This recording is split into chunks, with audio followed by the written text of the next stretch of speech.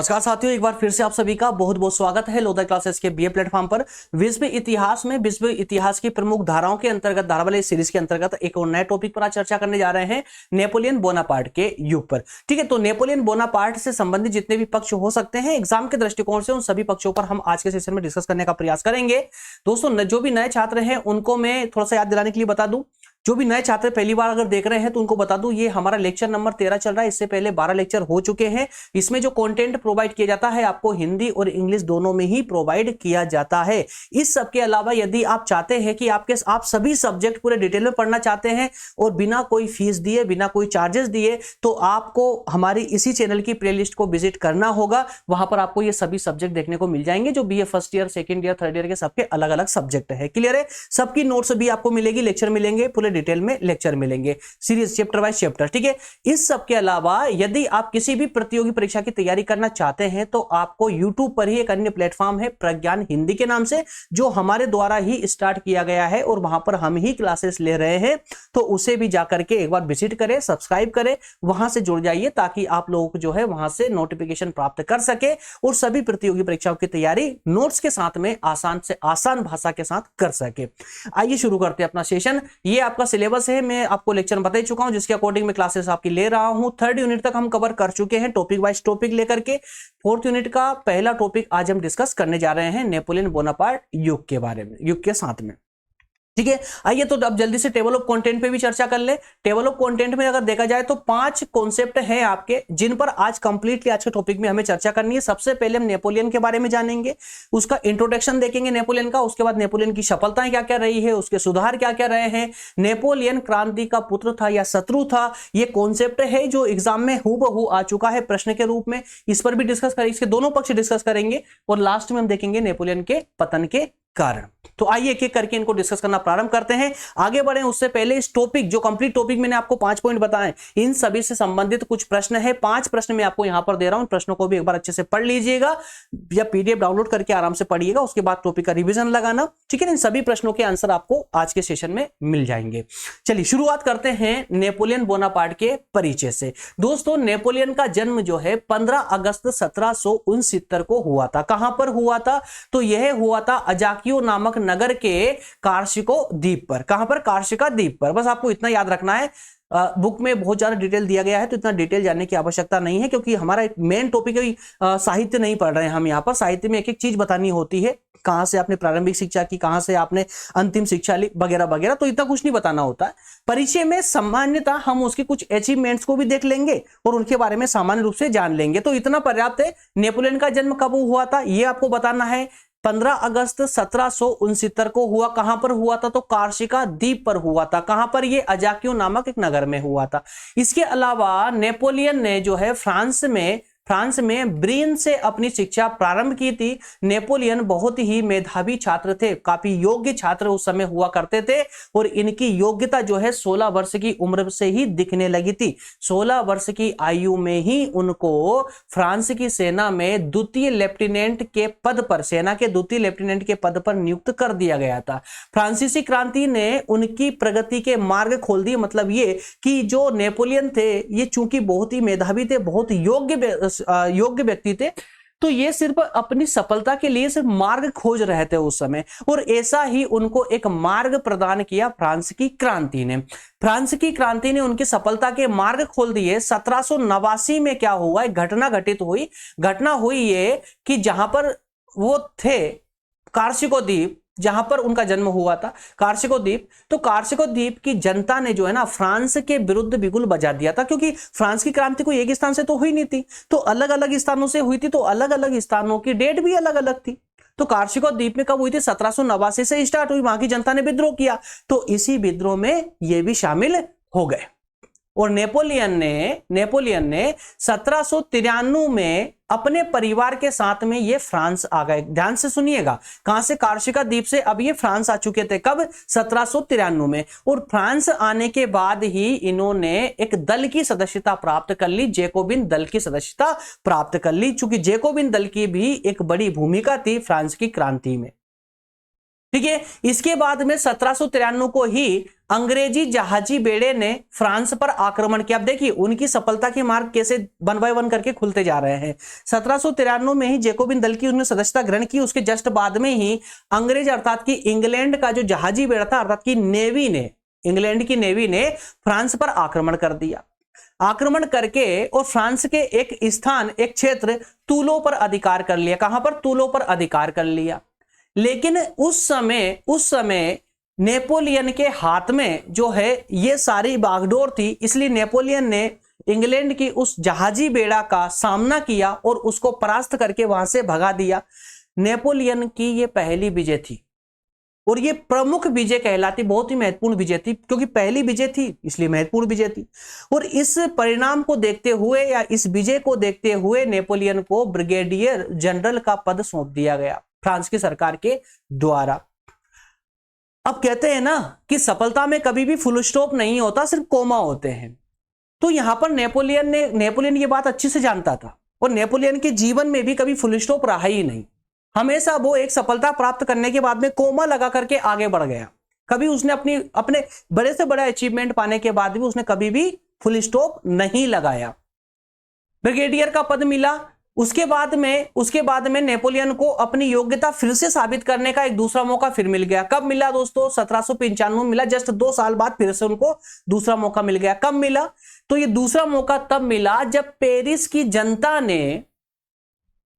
जनता ने जो लोकतंत्र की हितैषी थी या लोकतंत्र प्रिय थी, उसने फ्रांस के राजतंत्रवादियों के खिलाफ या फ्रांस के संविधान से असंतुष्ट होकर फ्रांस की राष्ट्रीय सभा के विरुद्ध विद्रोह करा था।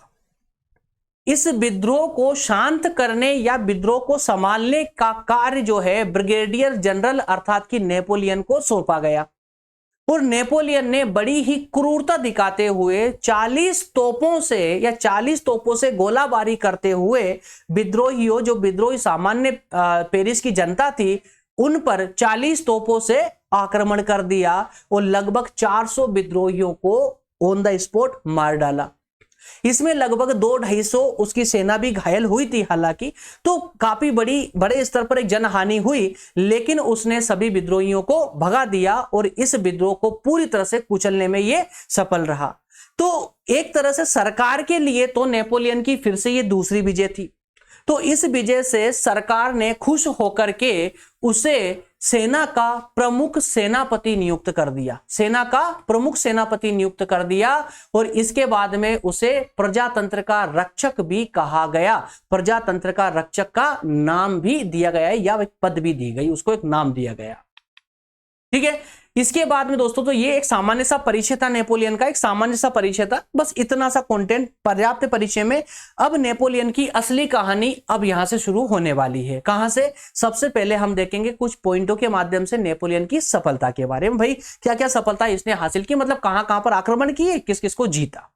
सबसे पहले हम शुरुआत करेंगे इटली से। इटली अभियान के अंतर्गत नेपोलियन ने सबसे पहले अपनी सेना के साथ आल्प्स पर्वत पार करके सार्डिनिया पर आक्रमण किया। कहां पर? सार्डिनिया। माफ कीजिएगा, नाम थोड़े अजीब ही मिलेंगे, है ना, तो थोड़ा ध्यान से पढ़िएगा। और ध्यान से 4-5 बार पढ़ लोगे तो, क्योंकि देखिए यार एक तो बहुत इजी चीज ना बहुत जल्दी याद हो जाती है और एक सबसे ज्यादा टफ जो होती है ना, अजीबो गरीब होती है ना, वो जल्दी याद हो जाती है। तो ये अजीबों में से ये एक है, शायद संभवतः इनसे पहले आपने नाम नहीं सुना होगा। तो ठीक है, ये सब इटली के क्षेत्र थे।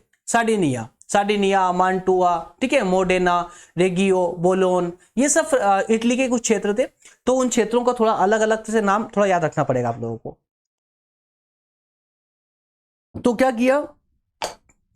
इटली अभियान मतलब इटली पर आक्रमण, उसी को नाम दिया गया इटली अभियान। तो इस आक्रमण के तहत नेपोलियन अपनी सेना के साथ में आल्प्स पर्वत पार करके सार्डिनिया पर आक्रमण कर देता है और सार्डिनिया पर अधिकार कर लेता है। उसके बाद में 1797 में वह मांटुआ पर अधिकार करने में भी सफल हो जाता है। इसी तरह से इटली के कई क्षेत्रों पर उसने आक्रमण किया और उनको अपने अंडर मिला लिया। और एक बड़ी घटना तो तब हो जाती है जब उसने एक गणराज्य की स्थापना कर दी। कुछ इटली के क्षेत्रों को मिलाकर के गणराज्य की स्थापना कर दी, जैसे मोडेना, रेगियो, बोलोन और फरार जैसे क्षेत्रों को मिलाकर के यहां पर उसने ट्रांसपोर्डेन नामक गणराज्य की स्थापना कर दी। ट्रांसपोर्डेन गणराज्य की स्थापना मतलब गणराज्य की स्थापना की, उसको नाम दिया गया ट्रांसपोर्डेन गणराज्य। ठीक है ना, इन 4 क्षेत्रों को मिलाकर के उसने इस गणराज्य की स्थापना की थी। क्लियर हुआ? तो इटली इस प्रकार से उसने इटली पर एक विजय प्राप्त की। इसके बाद में ऑस्ट्रिया का अभियान दैट मीन्स की ऑस्ट्रिया पर अधिकार। तो नेपोलियन ने ऑस्ट्रिया की ओर प्रस्थान करते हुए अर्थात कि ऑस्ट्रिया की पर आक्रमण करते हुए बेनिस, ल्योबेन पर अधिकार कर लिया, आक्रमण करके अधिकार किया। नेपोलियन ने ऑस्ट्रिया के समक्ष यह प्रस्ताव रखा कि यदि वह लोम्बार्डी पर फ्रांस का अधिकार स्वीकार कर लेगा तो युद्ध समाप्त कर दिया जाएगा। मतलब कि वो डरा भी रहा था और संधियां भी कर रहा था, संधियों के साथ साथ में जो है वो ऑफर भी दे रहा था। तो ऑस्ट्रिया के सामने भी कुछ ऐसा ही ऑफर रखा उसने। पहले तो ऑस्ट्रिया के कुछ क्षेत्रों पर उसने अधिकार करके और ये दिखाया ऑस्ट्रिया को कि यदि आप हमारी शर्त नहीं माने तो हम संभवतः पूरे ऑस्ट्रिया पर ही अधिकार कर लेंगे। तो कुछ क्षेत्रों को जीतने, जैसे वेनिस और ल्योबेन जैसे क्षेत्रों को जीतने के बाद में उसने ऑस्ट्रिया को प्रस्ताव दिया, एक ऑफर दिया कि भैया एक काम कीजिए, आपका जो क्षेत्र है लोम्बार्डी पर आप फ्रांस का अधिकार स्वीकार कर लो कि यहां पर फ्रांस की सरकार चलेगी, फ्रांस के अंडर में है ये क्षेत्र, तो हम जो है युद्ध यहीं पर समाप्त कर देंगे और आप इसी तरह से अपना शासन चलाते रहिएगा। तो हुआ क्या, ऑस्ट्रिया चूंकि डरा हुआ था, उसने नेपोलियन का यह प्रस्ताव और ये ऑफर जो है स्वीकार कर लिया। वो 17 अक्टूबर 1797 को एक संधि कर ली। तो ये संधि भी बहुत इंपॉर्टेंट है। कौन सी, किस नाम से? क्योंकि नेपोलियन के जीवन की पहली संधि थी जो बड़ी महत्वपूर्ण संधि थी। क्या नाम था संधि का? कैंपो फार्मिया की संधि। ठीक है ना, इस संधि ने नेपोलियन की ख्याति में 4 चांद लगा दिए, क्योंकि मैंने अभी बताया ना आपको कि पहली संधि और इतनी इंपॉर्टेंट संधि थी। काफी सारे राज्य, काफी सारे क्षेत्र जो है नेपोलियन को इस संधि के माध्यम से ऑस्ट्रिया के प्राप्त हो जाते हैं, जिससे फ्रांस की आर्थिक स्थिति, राजनीतिक स्थिति, हर प्रकार की स्थिति में जो है प्रगति होती है और लगभग आर्थिक स्थिति भी काफी सुधरने लगती है इस संधि की वजह से। तो काफी सारा क्षेत्र इनको मिल जाता है। इसके बाद में एक अन्य अभियान था नेपोलियन का फ्रांस लौटना। तो नेपोलियन ने 5 दिसंबर 1797 को ऑस्ट्रिया से पेरिस पहुंचा। फ्रांस में नेपोलियन का भव्य स्वागत किया गया, सरकार के द्वारा भी और जनता के द्वारा भी। याद रखिएगा, जनता भी बड़ी खुश थी क्योंकि दूर दूर के राज्यों को ये हरा करके आ रहा था। तो नेपोलियन ने ऑस्ट्रिया के अभियान के दौरान अभूतपूर्व सफलता प्राप्त की थी। इसके साथ ही उसने फ्रांस की राजनीतिक सीमाओं में परिवर्तन करके फ्रांस के सम्मान में भी वृद्धि की थी। ठीक है, राजनीतिक सीमा मतलब कि बॉर्डर बढ़ गई ना, बहुत सारे क्षेत्र उसने जीत लिए, बहुत सारे राज्य जीते, फ्रांस में मिला दिया। उससे क्या, फ्रांस का सम्मान बढ़ा। तो ये किसके कारण बढ़ा था? नेपोलियन के कारण बढ़ा था। क्लियर है? नेक्स्ट पॉइंट है नील नदी का युद्ध किसके साथ लड़ा गया था? अंग्रेजों के साथ लड़ा गया था, इंग्लैंड के साथ में। तो अंग्रेजी सेनापति थे जिनका नाम था नेल्सन चूंकि नेपोलियन का ना काफी लंबे समय से पीछा कर रहा था और नेपोलियन का पीछा करते हुए अबूकर की खाड़ी तक पहुंच गए और अबूकर की खाड़ी में नेपोलियन और नेल्सन की सेना के बीच में एक घमासान युद्ध लड़ा गया। लेकिन नेपोलियन के लिए दुर्भाग्य की बात यह रही कि इस युद्ध में नेपोलियन हार जाता है। यहां पर नेपोलियन की सेना को अंग्रेजी सेनापति नेल्सन की सेना बहुत ही बुरी तरह से तहस नहस कर देती है और वहां से उसको खदेड़ करके भगा देती है। इस युद्ध में कहा जाता है कि नेपोलियन के 400 जहाजों में से 396 जहाज पूरी तरह से नष्ट हो गए थे। यह युद्ध नील नदी के युद्ध के नाम से प्रसिद्ध है, जाना जाता। आज भी आप गूगल कर सकते हो। नेपोलियन और नेल्सन के द्वारा जो ये युद्ध लड़ा गया था, यह नील नदी के युद्ध के नाम से जाना जाता है। इस युद्ध में अपार हानि के बाद भी अब इसकी योग्यता देखिए। एक राजा चूंकि होने के नाते ये हार गया, वो ठीक है, एक फाइटर था भाई, हार गया तो हार गया है ना। लेकिन उसके बाद भी इसका बंदे का कॉन्फिडेंस नहीं टूटा, कॉन्फिडेंस एज इट इज बना रहा, कॉन्फिडेंस खुद का भी बना रहा। साथ में साथ उसने अपने सेना नायक और अपने जो सैनिक थे, उसके साथ जो सैनिक थे, उनका भी कॉन्फिडेंस बनाता रहा। वो कुछ ऐसी मोटिवेशनल स्पीच दी सेना को कि सेना का उत्साह फिर से बन गया और फिर अन्य युद्ध के लिए फिर से वो तैयार हो गए। तो उसकी कुछ इस प्रकार की सफलताएं थी जो उसके साथ हमेशा बनी रही और उसको सफलता की ओर आगे बढ़ाती रही। तो मात्र 4 पॉइंटों के माध्यम से हमने नेपोलियन की सफलताओं के बारे में जानने का प्रयास किया एग्जाम के दृष्टिकोण से, मात्र बहुत ज्यादा भी नहीं आगे नहीं जाना है हमको, ठीक है ना। अब नेक्स्ट पॉइंट है आपका नेपोलियन के सुधार के बारे में। भाई नेपोलियन ने क्या सुधार किए, तो कुछ कॉन्सेप्ट हम यहां पर देखेंगे। तो कॉन्सेप्ट को देखें उससे पहले, जैसा मैंने आपको प्रारंभ में बताया था कि नेपोलियन एक गरीब वकील के घर में पैदा हुए थे। नेपोलियन ने अपनी योग्यता से 1789 की राज्य क्रांति की परिस्थितियों का लाभ उठाकर के 1799 में फ्रांस का प्रथम कांसलर बन गया था, मतलब सेना का एक अधिकारी बन चुका था। और प्रथम कांसलर के रूप में नेपोलियन ने कई सुधार भी किए थे, अपने प्रशासन में कई सुधार भी किए थे। उन सुधारों को हम कुछ बिंदुओं के माध्यम से देखने वाले हैं। सबसे पहला सुधार के रूप में जाना जाता है शासन के रूप में परिवर्तन करना। जो शासन चल रहा था जिसकी वजह से विद्रोह भड़क रहे थे, तो इस प्रकार की शासन व्यवस्था में परिवर्तन ला करके उसको एक उचित रूप देना, पहला कार्य उसने ये किया। उसने केंद्रीय तथा स्थानीय शासन था उसे पूरी तरह से केंद्रीकरण कर लिया। नेपोलियन से पहले फ्रांस में जो शासन व्यवस्था थी वो केंद्रीय स्तर की और स्थानीय स्तर की दोनों ही प्रकार की थी। लेकिन नेपोलियन के आने के बाद में उसने अपनी शासन व्यवस्था का स्थानीय शासन व्यवस्था समाप्त करके और पूरी तरह से केंद्रीकरण कर लिया, मतलब केंद्र सरकार का ही नियंत्रण उस पर बना दिया। इससे क्या हुआ, उसकी संपूर्ण पावर किसके हाथ में आ गई, नेपोलियन के हाथ में आ गई। तो उसके इस कार्य से वहां के कई विचारकों ने उसकी आलोचना भी भरकस की। लेकिन उस समय की जो स्थिति थी उसने पुरातन व्यवस्था स्थापित करने का भी प्रयास किया। पुरातन व्यवस्था जिसके खिलाफ क्रांति भड़की थी, ये भी याद रखिएगा, पुरातन व्यवस्था के जो प्राचीन समय से चली आ रही व्यवस्था थी फ्रांस में, उसके खिलाफ ही क्रांति भड़की थी। तो नेपोलियन ने फिर से उसी व्यवस्था को स्थापित करने का प्रयास किया। लेकिन कुछ विद्वानों ने नेपोलियन की यह कहकर आलोचना की कि वह अत्याचारी शासन को लागू कर रहा है या वो स्वयं एक अत्याचारी है। लेकिन वास्तविक रूप से अगर देखा जाए तो उस समय फ्रांस की जो स्थिति थी वह स्थिति एक दृढ़ शासन की आवश्यकता महसूस कर रही थी। इसके साथ साथ नेपोलियन ने जनता को स्वतंत्रता भी देने का प्रयास किया। ऐसा नहीं है कि उसने सिर्फ अत्याचारी रूप से एक निरंकुश होकर के शासन किया, बल्कि उसने जनता को अधिकार भी सौंपे, कई प्रकार के अधिकार भी जनता को दिए। दूसरे सुधार के रूप में हम कह सकते हैं कला और निर्माण कार्य। तो नेपोलियन कला और साहित्य का बड़ा प्रेमी था। उसने अपने शासनकाल में कई प्रोत्साहन भी उसको दिए कला को। वह पेरिस को जो है वो बहुत सुंदर बनाना चाहता था और इसके लिए उसने इटली से कई कलाकृतियां पेरिस में पहुंचाई। उसने साहित्य को भी प्रोत्साहन दिया। उसने फ्रांस में कई पक्की सड़कों का निर्माण करवाया। फ्रांस के दूरस्थ प्रदेशों, पेरिस को जो है ना, फ्रांस के जो दूर के जो प्रदेश थे उनके साथ जोड़ दिया। इस प्रकार नेपोलियन ने कई पुल बनवाए, नहर बनवाई या बड़े बड़े बांधों का निर्माण करवाया। इस प्रकार के उसने कई निर्माण कार्य भी अपने शासनकाल में, अपने जीवन काल में करवाए थे, जिससे हर प्रकार से फ्रांस का जो है विकास हो सके। जनता के हित में संपूर्ण उसने कार्य जनता के हित में करने का प्रयास किया। मैं फिर से बोल रहा हूं, प्रयास किया, ठीक है। अगला पॉइंट है सेना संबंधी सुधार। नेपोलियन द्वारा सैनिक सेवा अनिवार्य रखी गई। उसने अनेक देशों में उनके खर्चे पर सेनाएं रखी थी। कई देशों पर उन्हीं के खर्चे पर सेनाएं रखी। इस प्रकार से उसने अपनी सेना को काफी बढ़ावा दिया और काफी जो है मिलिट्री फोर्स जो थी ना उसके पास में, उसने उसको काफी विस्तृत कर लिया था, काफी बढ़ा लिया था। इसके बाद में चौथे पॉइंट के रूप में हम देखेंगे दंड विधान में परिवर्तन। नेपोलियन द्वारा प्रतिपादित विधान बहुत कठोर था।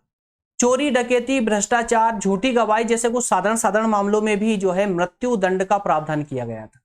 और छोटे मोटे अपराधों के लिए भी जो है आजीवन कारावास की सजा या उसकी संपत्ति का हरण कर लेना जैसे उसको पनिश किया जाता था, जैसे उसको दंड दिया गया। और साथ ही साथ में जो अपराधी होगा वह किसी भी वकील से अपनी केस की पैरवी नहीं करवा सकता था। तो नेपोलियन ने अपने शासनकाल के तहत जो है ऐसे दंड विधान का निर्माण किया जो बहुत ही ज्यादा कठिन कहा जा सकता है। लेकिन अभी थोड़ी देर पहले हमने क्या डिस्कस किया था कि उस समय नेपोलियन की परिस्थिति कुछ ऐसी थी जहां पर एक दृढ़ विधान की आवश्यकता थी, या कोई भी एक दृढ़ जो है कुछ ऐसे रूल्स की या कुछ ऐसे नियमों की आवश्यकता थी जो कि एकदम दृढ़ हो, कठोरता के साथ में उनका पालन किया जाना बहुत आवश्यकता फ्रांस के लिए। इसीलिए शायद संभवतः नेपोलियन ने इस प्रकार का कदम उठाया था। इसके अलावा आर्थिक सुधार जैसे कार्य भी उसने किया। क्रांति के समय फ्रांस की आर्थिक स्थिति बहुत ज्यादा खराब हो चुकी थी। कर वसूली को लेकर के एक बड़ी प्रॉब्लम चल रही थी। कर वसूली का जो सिस्टम था ना, बहुत ही गड़बड़ हो चुका था।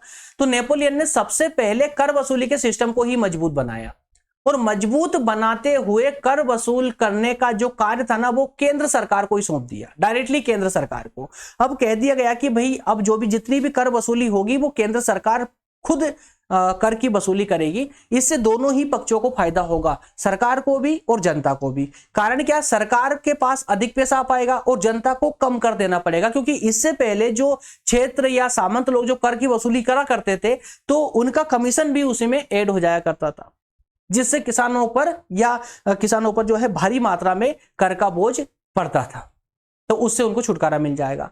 इसके अलावा आर्थिक विकास के क्षेत्र में जो है उसने 1800 ईस्वी में बैंक ऑफ फ्रांस की भी स्थापना की। बैंक ऑफ फ्रांस दोस्तों वर्तमान में भी जो है आज फ्रांस में है, और ये संसार की बड़ी बड़ी आर्थिक संस्थाओं में से एक संस्था आज भी उसका नाम आता है, इसका नाम गिना जाता है बैंक ऑफ फ्रांस का नाम, जो कि नेपोलियन के द्वारा ही स्थापित की गई थी। क्लियर है। नेक्स्ट पॉइंट है आपका कि नेपोलियन, अब इतना समझने के बाद में उसके सुधार और जो है सबसे पहले हमने उसके सुधार देखा, उसकी सफलताओं को देखा। तो सफलता और सुधार देखने के बाद में हम अब आसानी से ये डिस्कस कर पाएंगे कि नेपोलियन क्रांति का पुत्र था या शत्रु था, और दोनों ही पक्षों पर हम डिस्कस करेंगे। सबसे पहले हम देखेंगे क्रांति का पुत्र था या फिर ये शत्रु था। तो उसके लिए देखिए, नेपोलियन क्रांति का पुत्र था या शत्रु, ये प्रश्न बहुत ही उलझा हुआ है। क्यों? क्योंकि जहां उसके सुधार एवं कार्य उसे क्रांति का शिशु कहते हैं, क्रांति का पुत्र कहते हैं, वहीं दूसरी ओर क्रांति का विनाशक भी कुछ लोग उसको ठहराते हैं, क्योंकि नेपोलियन के दो वक्तव्य थे। नेपोलियन ने कुछ दो वक्तव्य दिए थे जो लोगों के मस्तिष्क में छप चुके थे। कौन से वक्तव्य थे? उसने एक समय में कहा कि मैं ही क्रांति हूं। क्या कहा? कि मैं ही क्रांति हूं, मैं ही क्रांति हूं। और यह कहकर वह क्रांति का पुत्र बन जाता है। वहीं बाद में उसका एक दूसरा कथन आता है और उसमें कहता है नेपोलियन कि मैंने क्रांति को नष्ट कर दिया है। क्या कहा गया? मैंने क्रांति को नष्ट कर दिया। यह दूसरा कथन था नेपोलियन का।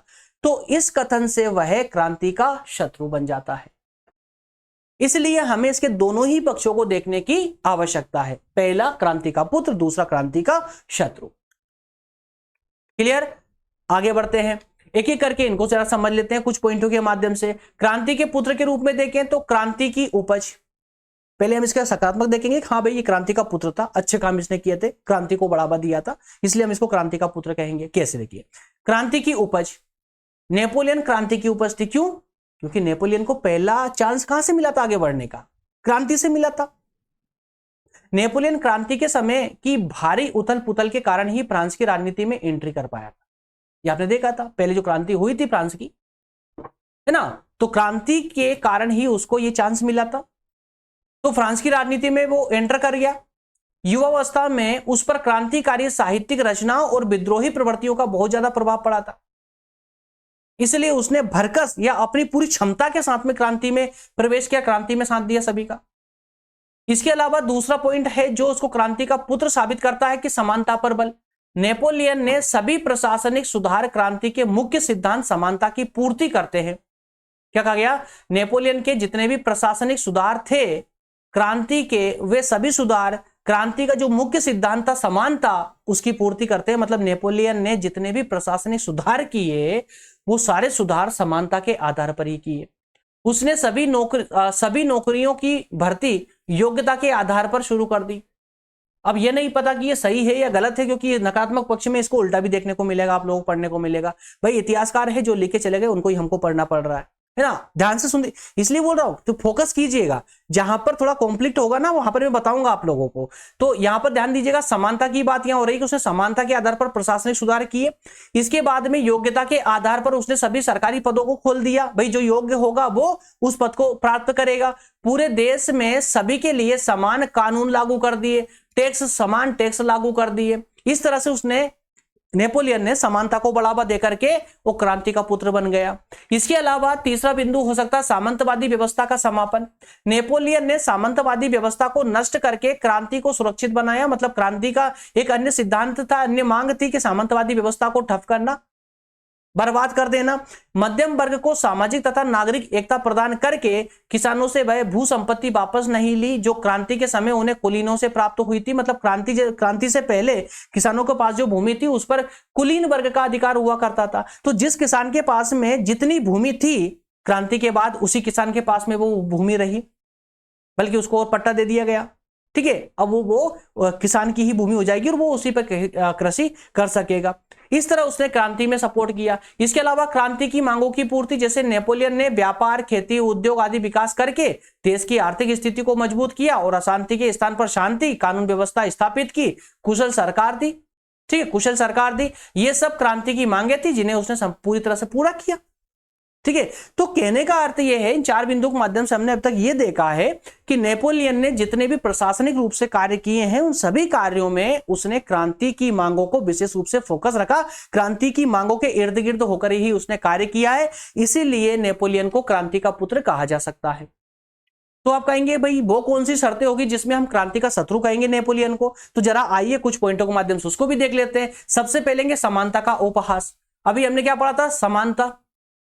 समानता उसने प्रदान की थी नागरिकों को, और यहां पॉइंट में क्या पढ़े? समानता का उपहास। अब यहां पर कहा गया कि समानता का उसने उपहास उड़ाया है। कैसे?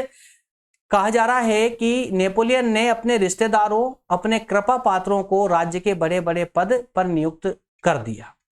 इससे नेपोलियन ने जनता के साथ असमानता का व्यवहार किया और क्रांति की समानता वाले सिद्धांत को ठेस पहुंचाई। इससे क्या हुआ? सर्वहारा वर्ग की जो स्थिति थी बहुत ज्यादा दयनीय हो गई, क्योंकि इनका कोई स्थान ही नहीं था राजनीति में, तो इनकी और कोई ध्यान देता ही नहीं था। तो इसलिए कहा जाता कि नेपोलियन ने समानता का मजाक उड़ाया है, जो कि क्रांति का एक मुख्य सिद्धांत था, प्रमुख सिद्धांत था। इसके अलावा स्वतंत्रता की उपेक्षा की, जबकि हमने वहां पॉजिटिव थिंकिंग में पढ़ा था कि नेपोलियन ने जनता को स्वतंत्रता प्रदान की थी, लेकिन यहां कहा कि स्वतंत्रता की उसने उपेक्षा की है। कैसे?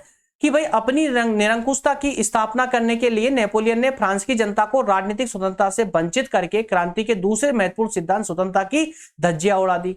उसने प्रेस एवं भाषण पर भी प्रतिबंध लगा दिया और जनता पर भी कई प्रकार के प्रतिबंध लगा दिए।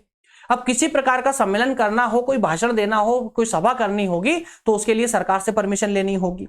ऐसे कुछ शर्तें आरोपित कर दी। तो ऐसी शर्तें रख करके उसे स्वतंत्रता की का भी जो है मजाक बनाया, उपेक्षा की, मजाक उड़ाया।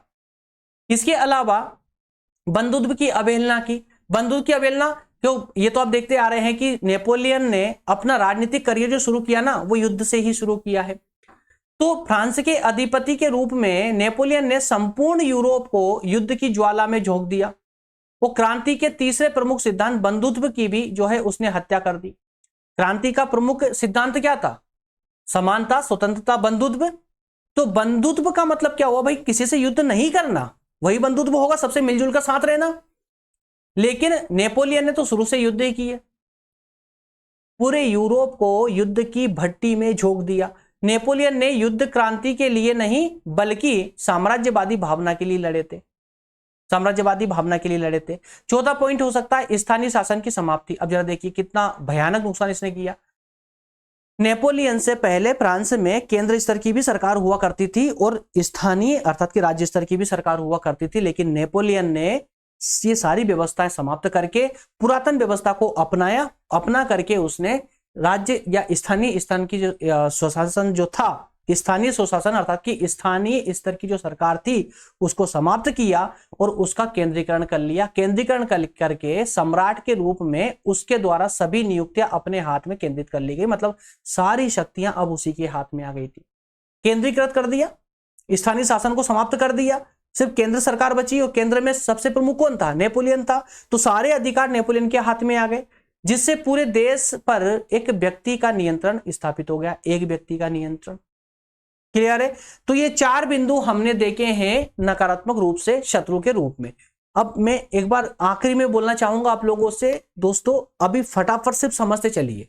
जैसे ही लेक्चर कंप्लीट होगा डिस्क्रिप्शन में जाकर के ये पीडीएफ डाउनलोड करना, और डाउनलोड करते एक बार इसका तुरंत रिवीजन लगाना है आप लोगों को।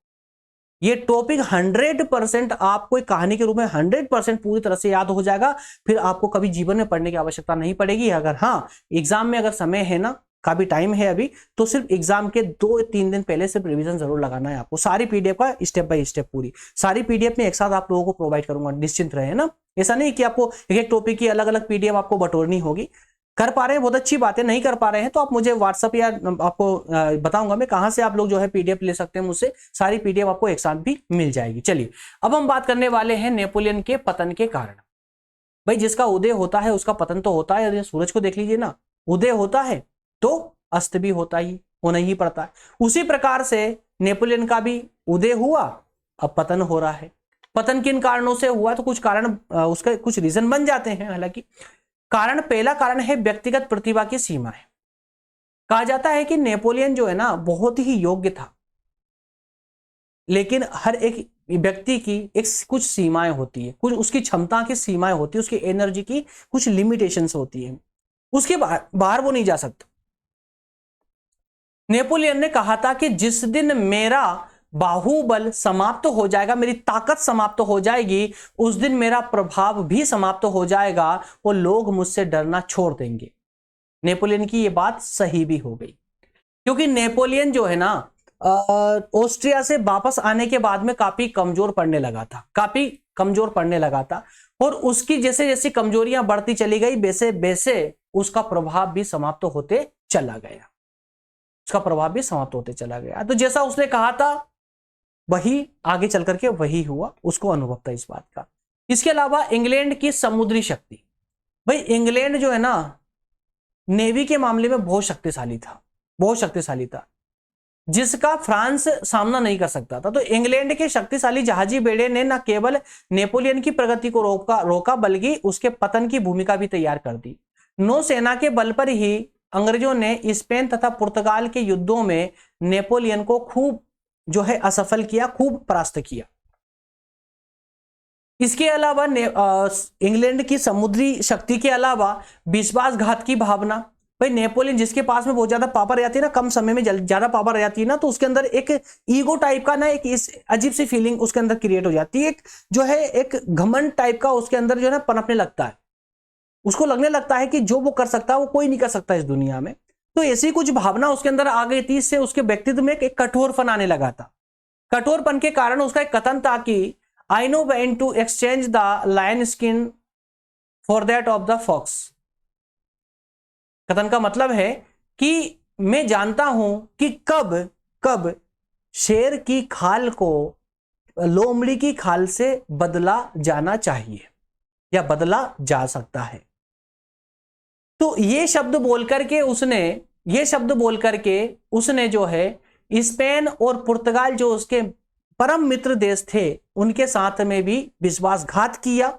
उनके बारे में ही कहा था, उनके साथ विश्वासघात किया और मित्र राष्ट्रों को अपना विरोधी राष्ट्र बना लिया। वो जब ये विरोधी हुए तो ये इंग्लैंड की तरफ उनका झुकाव हो गया, स्पेन पुर्तगाल का, और ये भी फ्रांस के विरुद्ध हो गए, जिससे इसका पतन आवश्यक हो गया था, अवश्यंभावी हो चुका था। इसके अलावा संबंधियों की अयोग्यता, उसके जो सपोर्टर थे वो भी कोई खास योग्य नहीं थे। नेपोलियन ने अपने भाइयों एवं अन्य संबंधियों को उच्च पदों पर आसीन किया, परंतु उन्होंने अपनी अयोग्यता और असहयोग की भावनाओं से नेपोलियन को पतोन्मुख कर दिया।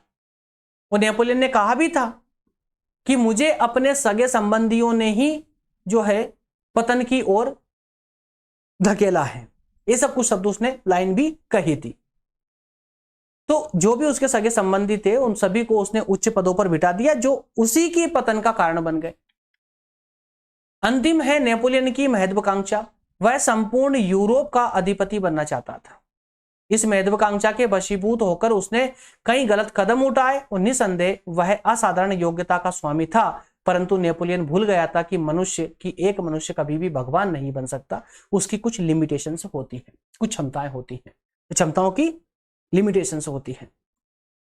वो उस चीजों को भूल चुका था और वो वन बाय वन करके जैसे जैसे उसको सफलताएं मिलती जा रही थी वैसे वैसे घमंड भी जो है उसके चरम पर आ चुका था, जो उसके पतन का प्रमुख कारण बना।